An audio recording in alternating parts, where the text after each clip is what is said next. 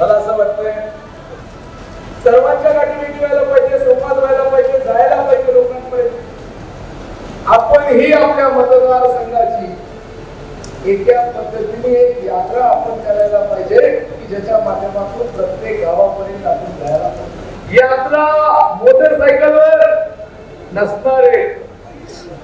कशी करायची? कशी करायची?